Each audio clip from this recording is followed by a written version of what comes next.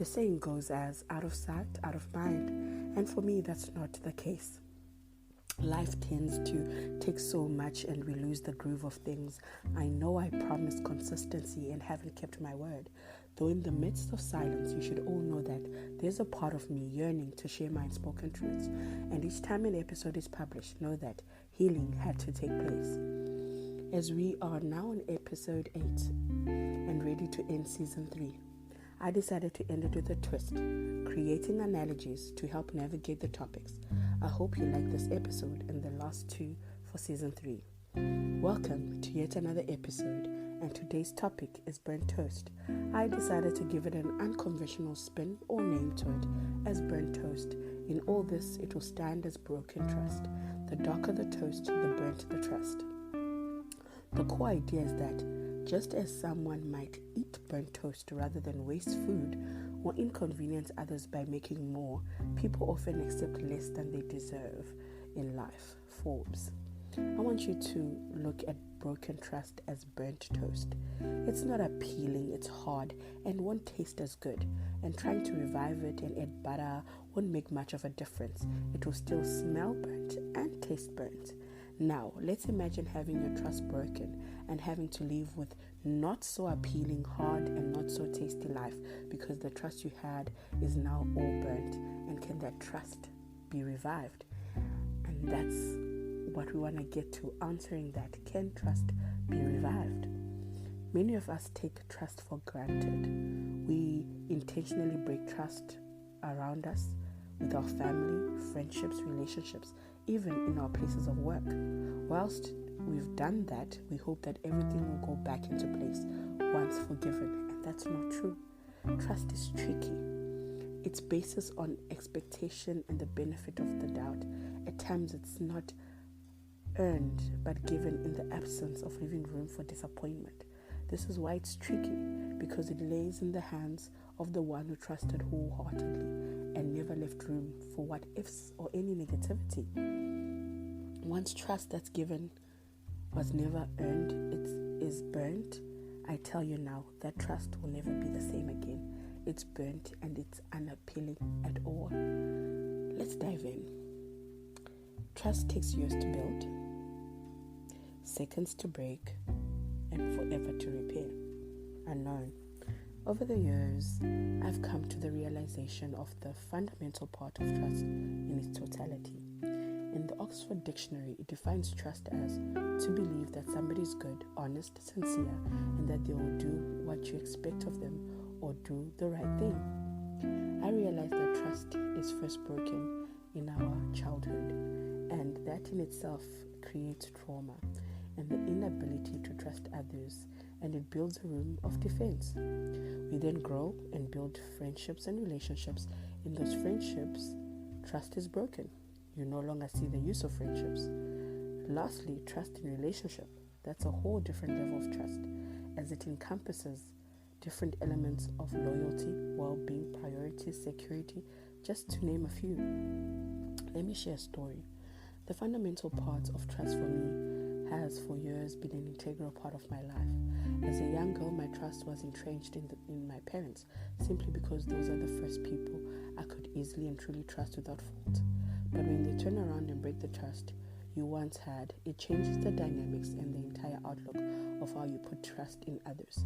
With me, I work hard to uphold trust. I will always show up and won't intentionally do anything bad to someone. I own up to my mistakes and try by all means to make others not lose any trust in me, because I know that I don't easily forgive when trust is broken, and I know it suffocates any relationship, whether you end up losing a close friend, losing a lover, or losing your family members. And even when amended, it will never be the same again. It's like starting a whole new chapter with fool me once, shame on you, fool me twice, shame on me. It loses the authenticity.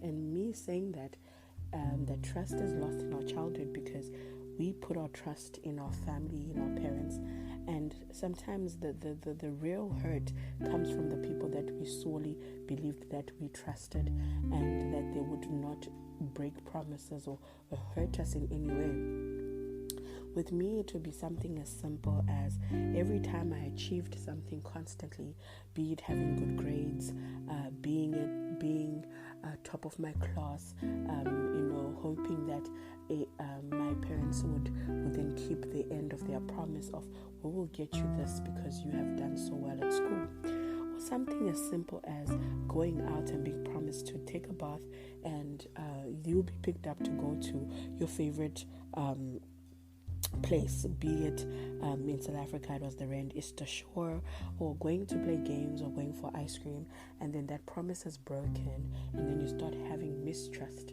in your family. And even if it's so trivial, but because a promise was not made, you do not look at it as there could have been reasons or consequences to why they couldn't, fulfill that promise. But in that moment, you just start losing trust in the people that you love. It's always so simple, but yet it is now the foundation of how everything begins. It's the foundation of mistrust. So, trust is the glue of life. It's the most essential ingredient in effective communication. It's the fundamental principle that holds all relationships. Let's break down the analogy. Trust is like a piece of toast. When it's fresh and well made, it's appealing, satisfying, and enjoyable. But when the trust is broken, it's like burnt toast. It's unappealing, doesn't taste well, and is undesirable. Just as burnt toast is shared, bitter, hard to swallow, broken, trust leaves a bad taste and is difficult to accept. To turn burnt toast around, you need to start afresh. Here are the stages of healing to regain trust.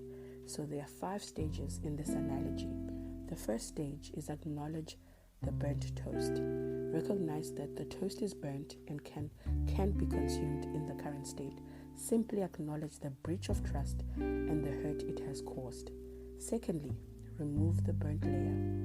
Scrape off the burnt parts carefully.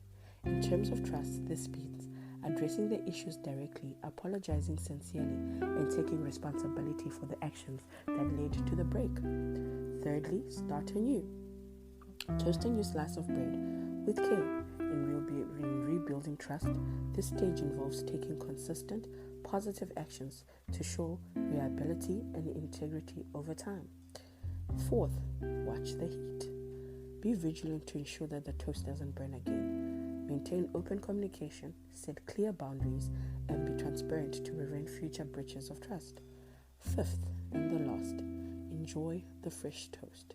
Once the toast is perfectly made, it can be enjoyed again, simply with time and effort. Trust can be rebuilt and enjoyed in the relationship once more. Trust, just as burnt toast can't be undone but replaced with fresh toast. Broken trust requires a fresh start and continuous effort to rebuild and maintain it. I know it's not only me that has gotten her trust broken.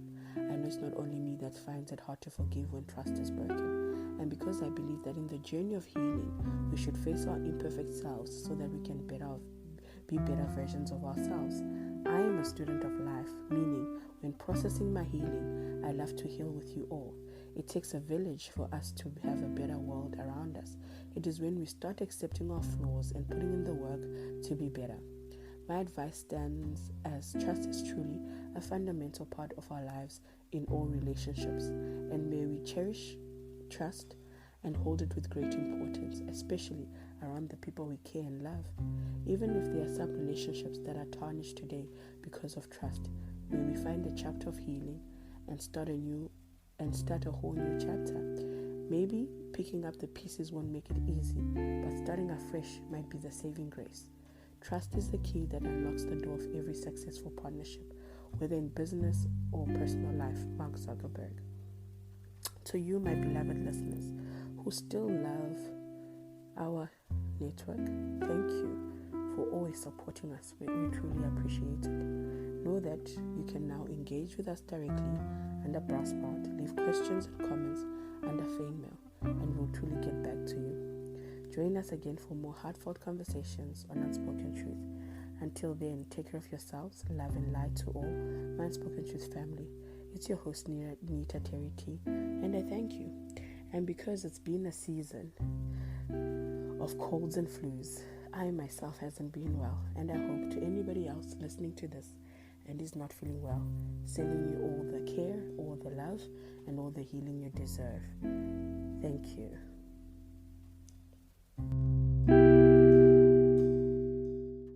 The Unspoken Truth is the catalyst for important and thought-provoking conversations that need to be had.